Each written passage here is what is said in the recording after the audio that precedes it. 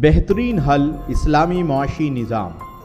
اگر ایک شخص بھی یہ فیصلہ کر لے کہ وہ ان تمام باتوں پر عمل کرے گا جن کا شریعت میں یا اسلامی معاشی نظام میں حکم دیا گیا ہے، تو ایک شخص بھی معاشرے میں بہت بڑی تبدیلی لا سکتا ہے۔ یہ باتیں جلد از جلد عوام کو بتانا ضروری ہے، کیونکہ اس وقت دنیا میں خطرناک حالات پیدا کیے جا رہے ہیں، مہنگائی بڑھ رہی ہے، مصنوعی افراد زر پیدا کیا جا رہا ہے، دنیا کی آبادی کو کم کرنے کے لیے دنیا کو جنگوں میں اور قحط میں مبتلا کیا جا رہا ہے، اور یہ ساری صورتحال سامنے ہے۔ اب پورے معاشرے، قوم اور کم از کم ان تمام مسلمانوں کو اپنے وجود میں یہ حل لاگو کرنے ہیں جو درد دل رکھتے ہیں۔ یہ وقت اس سست رفتار صورتحال کو برقرار رکھنے کا نہیں ہے، اب فوری تبدیلی کی اشد ضرورت ہے۔ اب وقت آ گیا ہے کہ عوام اپنی زندگیاں تبدیل کرے، تاکہ وہ صورتحال تبدیل ہو کہ جو گزشتہ 200 سال سے موجود ہے۔ معاشی حوالے سے ایک انقلابی حل موجود ہے کہ آپ زکوٰۃ میں آٹا، چاول یا سونے اور چاندی کے سکے دیں، تاکہ قیمتوں کی اتار و چڑھاؤ کی وجہ سے جو فرق پڑتا ہے وہ لوگوں کی قوت خرید کو متاثر نہ کرے۔ اسلام نے زکوٰۃ اصل دولت پر رکھی ہے۔ دولت کی رسیدوں پر زکوٰۃ کے اصل اثرات معاشرے میں برقرار نہیں رہتے۔ اگر ہمارے معاشرے میں صرف 2 لاکھ افراد بھی سونے اور چاندی میں زکوٰۃ نکالنا شروع کر دے تو بہت فرق پڑ جائے گا۔ یہ ان لوگوں پر فرض ہے جن کو اللہ نے بہت کچھ عطا کیا ہے، جو دولت مند اور مالدار ہے۔ وہ مسلمان جو خود بھی بھوکا پیاسا ہے، جس کے پاس اپنے کھانے کو 2 وقت کی روٹی نہیں ہے، اس سے ہم توقع نہیں کر سکتے کہ وہ زکوٰۃ خیرات نکالے۔ ہمارا مذہب 2 قسم کے انسانوں پر رشک کرنے کا حکم دیتا ہے۔ ایک وہ جس کو اللہ نے قرآن و دین کا علم عطا کیا ہو اور وہ اسے دوسروں تک پہنچاتا ہو، اور دوسرا وہ جس کو اللہ نے دنیا میں بے انتہا دولت سے نوازا ہو اور وہ اسے اللہ کی راہ میں تقسیم کرتا ہو۔ مالدار ہونا ایک اہم ذمہ داری ہے۔ لوگوں کو معاشرے میں حضرت عثمان رضی اللہ تعالیٰ عنہ کا کردار بھی ادا کرنا پڑتا ہے، کیونکہ معاشرے میں اگر سیدنا عثمان رضی اللہ تعالیٰ عنہ کا وجود نہ ہوتا تو اسلامی معاشرہ بھی معاشی طور پر کبھی بہتر نہیں ہو سکتا تھا، اور مسلمان کبھی بھی ایک منظم معاشرے کے طور پر نہ ابھر سکتے۔ معاشرے میں نیک اور امیر لوگوں کا وجود رحمت ہوتا ہے۔ میرا اشارہ عرب پتی مسلمانوں کی طرف سے ہے۔ ہمارے مسلمان بھائی اگر تبدیلی لانا چاہیں تو بے شک تبدیلی لا سکتے ہیں۔ اگر ایک فرد نے بھی اگر میری یہ بات سن لی، سمجھ لی، تو معاشرے میں انشاءاللہ تبدیلی آئے گی جو ہمیں ضرور لانی ہے۔ ہمارے دین میں بار بار اس بات پر زور دیا گیا ہے کہ اگر تم سے کوئی غلطی یا کوتاہی ہو جاتی ہے تو فوراً کوئی نیکی یا اچھائی کا کام کر دیا کرو، کیونکہ اچھائیاں برائیوں کو روک دیتی ہے۔ جس اچھائی کی ہمیں بار بار ترغیب دلائی جاتی ہے وہ یہ ہے کہ مسکینوں کو کھانا کھلاؤ۔ اگر قسم توڑ دی جائے یا روزہ توڑ دیا جائے تو مسکینوں کو کھانا کھلایا کر کفارہ ادا کیا جا سکتا ہے۔ یہ ہمارے معاشرے کا اہم جزو ہے جس کو لاگو کرنے کی ضرورت ہے۔ ہمارے معاشرے میں آج بھی بھوکے، غریب اور مسکین لوگ موجود ہیں۔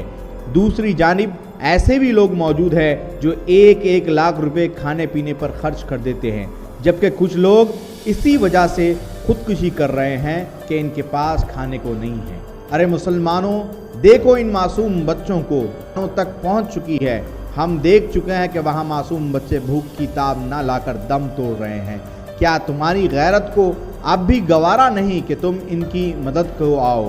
کیا تم عثمان غنی کی اولاد نہیں؟ کیا تمہارے نبی پاک صلی اللہ علیہ وسلم سے کوئی تعلق نہیں؟ اگر ہے تو پھر تم کیا کر رہے ہو؟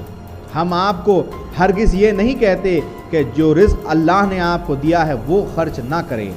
آپ KFC، میکڈونلڈز یا کسی 5 ستارہ ہوٹل ضرور جائیں اور وہاں بہت سے کھانے کھائیں، لیکن اس بات کا بھی دھیان رکھنا ضروری ہے کہ یہ سب کچھ ضروریات میں شامل نہیں بلکہ عیاشی ہے۔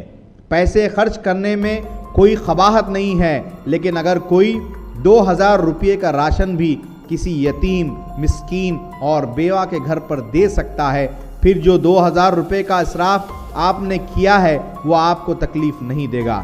بصورت دیگر اللہ کے یہاں اس کا بھی سخت حساب ہے۔ یہ بات ایک مسلمان کے تقوی، روحانیت اور اسلامی معاشرتی نظام کے خلاف ہے کہ عدل اور انصاف کا نظام نہ ہو، جہاں ایک مسلمان ایک وقت میں 2000 روپے کا کھانا کھائے، جبکہ دوسری طرف ایک مسلمان پورے مہینے کے لیے 2000 روپے کے کھانے کو ترس رہا ہو۔ جب کبھی انسان کا دل کرے تو وہ ضرور اپنی خواہشات کو پوری کرے اور جی بھر کے پیسے خرچ کرے، لیکن اتنی ہی پیسوں کے رزق لے کر کسی یتیم، بیوہ، مسکین کو بھی دے دے یا پھر اللہ کی راہ میں صدقہ کرے۔ جب کوئی شخص اپنی خوشیوں میں کسی یتیم اور بیوہ کو بھی شامل کر لے گا تو اس کے رزق میں بھی برکت آنی شروع ہو جائے گی، اور ایسا شخص دنیا میں غافل نہیں ہوگا۔ ایسے شخص کی آنکھوں کو دنیا کی چکا چوند متاثر نہیں کرے گی۔ اچھائی کے بھی 3 درجے ہیں۔ اگر اللہ نے آپ کو دولت سے نوازا ہے تو خود بھی کھائیں اور دل کھول کر اللہ کی راہ میں تقسیم کیجیے۔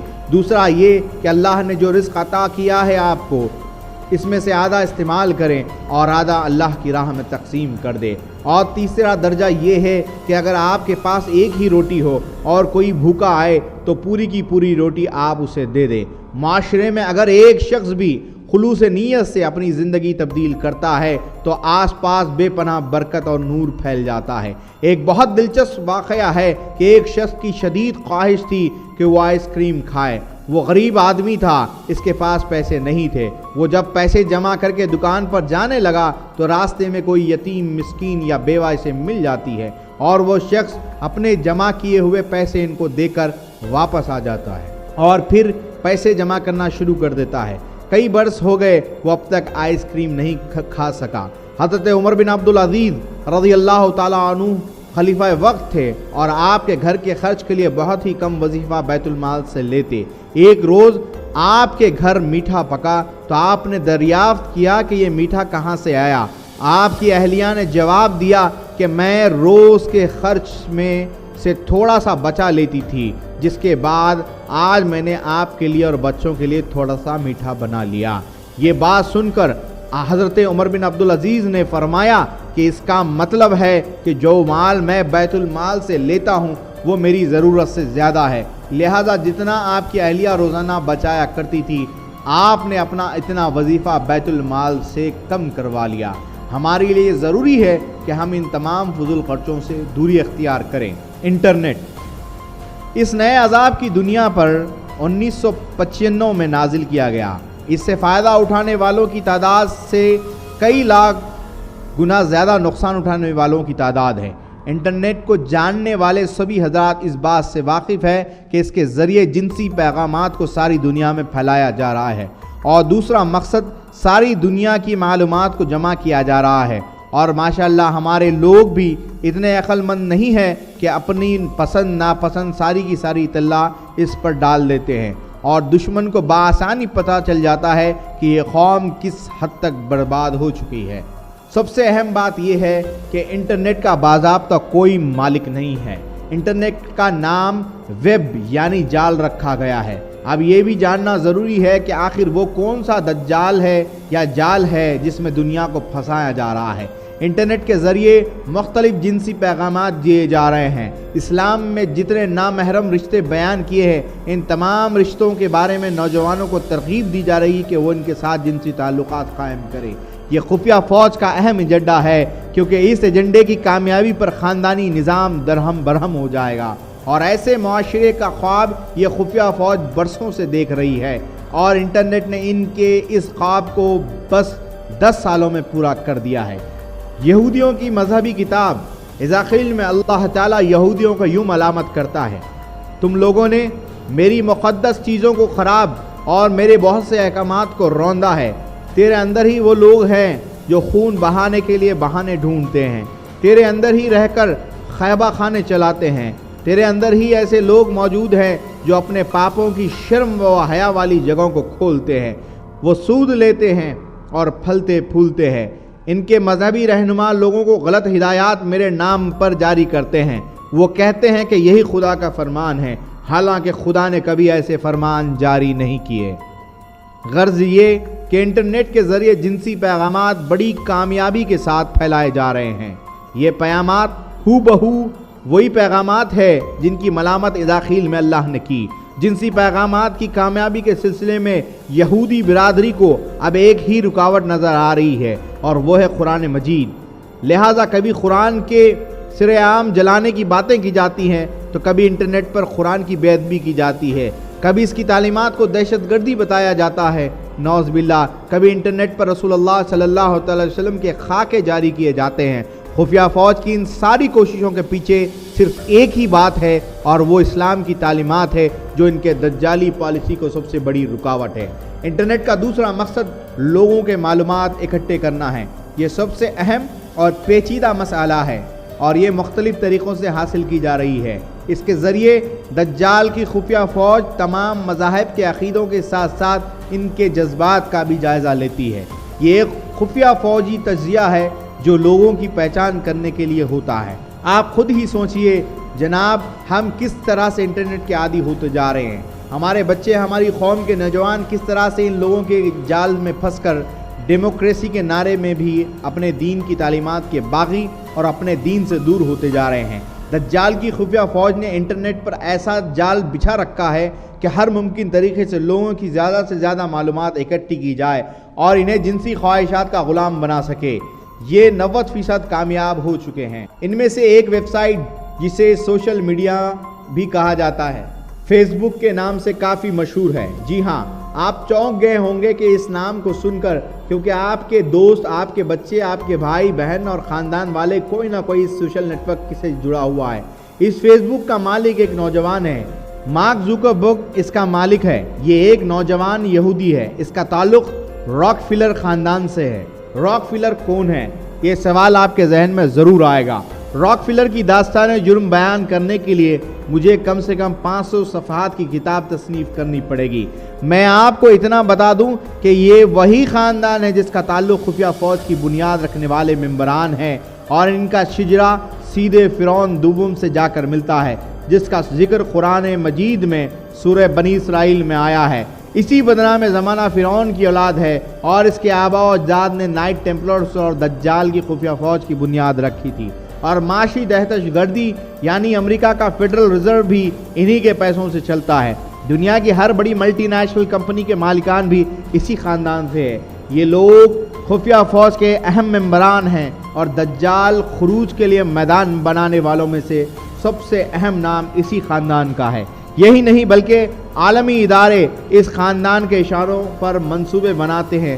فیس بک ایک انتہائی کامیاب ویب سائٹ ثابت ہوا ہے۔ دنیا کے کئی ملین لوگ اپنی ذاتی معلومات اس کے ذریعے گنوا بیٹھے ہیں۔ اب سوال اٹھے گا، اس سے کیا ہوگا؟ وہ ایسا کہ لوگوں نے اپنی معلومات، اپنا نام، تصویروں، فون نمبروں، ای میل، شہر کا نام، ملک کا نام، اپنے اسکول، کالج کے نام ظاہر کر کر ایک خاص خفیہ ممبران کے حوالے کر دیے ہیں، اور حدیث میں آتا ہے کہ دجال ہر شخص کے پاس جائے گا۔ لوگوں نے اپنی معلومات دے کر اس کا کام کو اور بھی آسان کر دیا ہے۔ اس سوشل ویب سائٹ سے ہٹ کر بھی کئی ایسی ویب سائٹس ہیں جن پر لوگوں نے اپنی ساری معلومات ظاہر کر رہے ہیں۔ معلومات سے ہٹ کر سب سے بڑی سازش یہ ہے کہ مسلمانوں لڑکیوں کو بے پردہ کرنا۔ ان سوشل نیٹ ورکنگ سائٹس پر ہماری بیوقوف لڑکیوں کی اپنی تصاویر ڈال رہی ہیں۔ ان کو پتہ نہیں ہے کہ اس پر ڈالنے کے بعد ان کی تصاویر کہاں کہاں استعمال کی جا رہی ہے۔ اس سوشل ویب نے نبی کریم صلی اللہ علیہ وسلم کی حدیث پاک کے خلاف اعلان جنگ کر قوم کو اسلام کا باغی تیار کرنے کی ہر ممکنہ کوشش کی ہے۔ اگر اب بھی ہمارے نہایت ہی ہونہار دماغوں کو یہ بات سمجھ نہیں آئی کہ اس سوشل ویب سائٹ کا نام فیس بک یعنی چہروں کی کتاب کیوں رکھا گیا ہے، تو ان کے سب کا بس اللہ ہی حافظ ہے۔ ہماری تحقیق کے مطابق یہ بہت خطرناک ویب سائٹ ہے، اور اس کے مقاصد لوگوں کے لیے ناقابل یقین ہیں۔ اگر میں آپ سے یہی کہوں کہ فیس بک کی ساری معلومات مسیح دجال کے ڈاٹا بیس میں ڈالی جا رہی ہیں تو آپ یقین نہیں کرو گے۔ آپ کو اس پر بھی یقین نہیں آئے گا کہ کوئی ہر راز آپ کے چہرے پر دیکھ رہا ہے، مگر یہ بھی سچ ہے کہ دجال سمندر کے جزیرے میں بیٹھ کر آپ کو دیکھ رہا ہے، اور حقیقت بڑی تلخ ہوتی ہے جسے سچ ہمیشہ کڑوا لگتا ہے۔ میں آپ کے سامنے اس کا ثبوت کچھ یوں پیش کروں گا کہ اگر اسے آپ سمجھ لیں تو آپ اس دجالی نظام کو بھی سمجھ جائیں گے۔ جب فیس بک پر نازیبا خاکے شائع ہوئے تو مسلم ممالک بالخصوص جتنے اسلامی ممالک تھے اسے اپنے ملک میں بند کروا دیا، یعنی بین کر دیا۔ اس پر امریکی وزارت خارجہ کا بیان آیا کہ امریکی حکومت اس ویب سائٹ کے بند کرنے کی مذمت کرتی ہے، اور یہ بیان یوٹیوب پر موجود ہے۔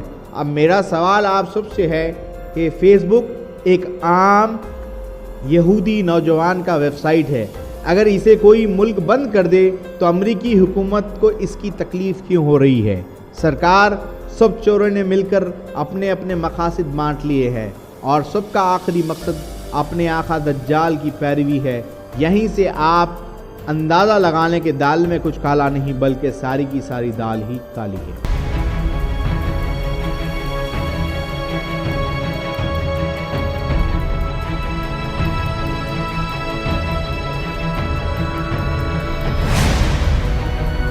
آپ دیکھ رہے ہیں 72 ٹی وی۔